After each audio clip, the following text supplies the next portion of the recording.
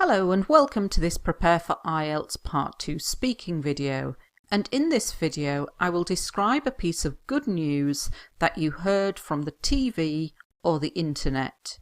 You should say what the news was about, when you heard this news, where you heard this news, and explain why you think it was a piece of good news. To be perfectly honest, I was struggling to think of a piece of good news, because sadly, at the moment, the world is a dark place, and we are bombarded with stories about murders and such like on a daily basis. However, then I suddenly remembered the heartwarming story of the Thai footballers who were trapped in a cave and all came out alive. I can't recall precisely when it was, but it wasn't that long ago. The boys had been exploring the cave on a school trip. From memory, I think they were all teens, but they might have been a bit younger. Anyway, they had gone into the cave with their group leader, and whilst they were in there, the water at the entrance of the cave started rising, and they were trapped. They were stuck in there for a few days, and the whole world was watching them and praying for them to get out. As for where I first heard about it, it would have been on Twitter. I would have seen it trending on Twitter and clicked on a news story to find out more. Again, I am not entirely sure of the exact details, but I believe it was 2 British divers and a few others who made the precarious journey of going into the cave and trying to rescue them. The rescue operation lasted a few days, and not only were the boys' lives at risk, but also the lives of their rescuers. Fortunately and amazingly, there was a happy ending, and all the trapped boys came out alive. I cried tears of happiness when they emerged out of the cave. It was a remarkable story, and those who saved their lives are real heroes. So let's take a look at some of the language. In most of the videos now I'm using, to be perfectly honest, so you become familiar with it and it becomes natural for you to use. This is also a good first sentence I was struggling to think of, meaning I was finding it difficult because you've got the past continuous there, which IELTS examiners like. Sadly, unfortunately, the world is a dark place. This is how we describe the world at the moment, because things are very bad, things are horrible, a lot of people are depressed, so the world is a dark place. We are bombarded with. When you're bombarded with something, you hear it repeatedly, you see it repeatedly. Murders and such like. This is like saying, and other things like this, but we write it as one word, murders and such like. The heartwarming story of, so this topic is about a piece of good news you heard, so even if you're not talking about these boys, you're probably going to talk about a heartwarming story. It's a story that warms your heart, a story that is a good story, a nice story. And they were trapped in a cave, so with this topic and these boys, it gives you the opportunity to use the passive. They were trapped in a cave. A lot of IELTS questions ask you where, when something happened, and instead of saying in 1992, I can't recall precisely when it was, because this is much more complex. The boys had been exploring, some very good past perfect continuous there. And another very useful phrase for lots of topics, from memory. So you're not saying this is a fact, you're just remembering it, and this is how you remember it. From memory, I think they were all teens. So I don't know their exact age, but from memory, they were all teens. So a very useful phrase to introduce a sentence. They had gone into the cave past perfect, and whilst they were in there, The water started rising. When we use the verb to start, we follow it with an ing verb to start doing something. They were trapped, they were stuck. These are both useful words for telling this story. The world was watching them and praying. Because this story happened over a few days, we can use the past continuous because we were watching for a long period of time. So when you want to refer to another bullet point on the card, you can use as for. So as for where I first heard about it, it would have been. I'm not saying it was because I'm not entirely sure. I can't remember, but I'm thinking, yes, it would have been because I use Twitter a lot for accessing news. I would have seen it trending on Twitter. The Twitter trends are the things that people are talking about most, the hashtags people are using on Twitter. So I would have seen it trending on Twitter because it was trending on Twitter. Again, I'm not entirely sure of the exact details.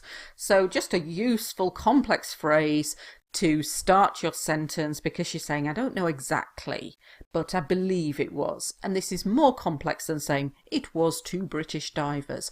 I'm not entirely sure of the exact details. And divers, these are the divers, people who dive underwater. The precarious journey. Precarious is an adjective and it means dangerous. It was a very dangerous journey. It was very precarious. The rescue operation, just the act of rescuing these boys. And the boys' lives were at risk, but also their rescuers, the divers' lives were at risk too. If there's a danger of something, we say it's at risk.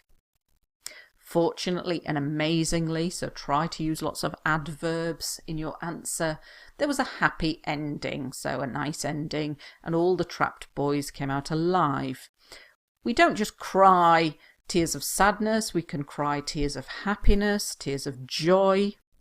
When they emerged out, to emerge out of means to come out of. A remarkable story. If you're not talking about this topic, the story you might be telling might also be a remarkable story. So quite a surprising, quite astonishing, a lovely story. Those who save their lives. So those people, we can drop the people and say those who save their lives are real heroes. So a hero is somebody who has done a heroic thing, a remarkable thing, a wonderful thing that we can all admire. So you can choose to talk about a different story, but if you're familiar with this story, then why not talk about this one and try to remember some of the vocabulary that I've used, such as a precarious journey, rescuers, boys' lives at risk, emerge out of the cave, cry tears of happiness. There is a lot of complex language in the model answer here. Right, I'm going to go through a couple of part 3 answers now. There are more in the PDF. I think there are about 5 question answers in the PDF, so have a look at those, but I'm only going to go through another 2 on the video. So this topic has been about watching and hearing the news, so do you think children should start watching news from a young age? I was going to say 100% yes. And then I hesitated because the news is full of heartbreaking stories with graphic images. I strongly believe that the young should not be exposed to such things, so I have changed my mind and think absolutely not. So actually through the answer I initially thought one thing and then I changed it when I got to the end. So 100% yes, I was going to say 100% yes, so some good grammar there. And then I hesitated. When you hesitate, you pause, you think, oh, I'm not sure about this. That's to hesitate. So I hesitated and actually thought more deeply about the news, and it's full of heartbreaking stories, very sad stories. Graphic images are images that maybe contain blood or dead bodies and quite offensive or quite shocking images. graphic images. So I believe that the young should not be exposed to such things. They should not see such things to be exposed to see. So I've changed my mind and I think absolutely not. So we've got 100% yes and absolutely not. Now you can, as you're talking about an answer, change your mind, and remember, you're not marked on content. They like you to develop your answer, but you are marked on language. So it's about getting the complex language in there. And another question they may ask, because it's very topical, why do some people like to share news on social media? There is a tendency nowadays to share everything. So if something is newsworthy, they will share it. Some like to share their personal news, such as the birth of a child, because it is convenient and faster than trying to contact all of their contacts. I feel that there is a tendency to overshare nowadays, and things that you posted as a teen may come back to haunt you. So I think sharing should be done with caution. So I'm basically saying people like to share everything if it's newsworthy. So it's basically a piece of news that people are interested in, they will share it. Some, notice I haven't used the people again, some like to share personal news because it's convenient, so it's easier, it's faster than trying to contact all of their contacts. So you've got contact as a verb and contacts as a noun. Your contacts are the people in your phone who you are in touch with, so your friends and family, your contacts. And there is a tendency, if there's a tendency, it means that a lot of people are doing this, to overshare. This means we share too much, and things may come back to haunt you. When people die, some people believe in ghosts, and the ghosts come and haunt us. If a thing comes back to haunt you, it's like you've done something, so you've put a picture of yourself online of you doing something not good, like drinking too much or being drunk, and then you apply for a job and they've seen your photo online of you drunk. The photo comes back to haunt you, and this means you are being punished by this photo that you posted many years ago.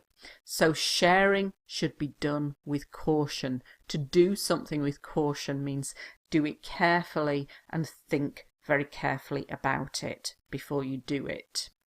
So a lot of complex language in here.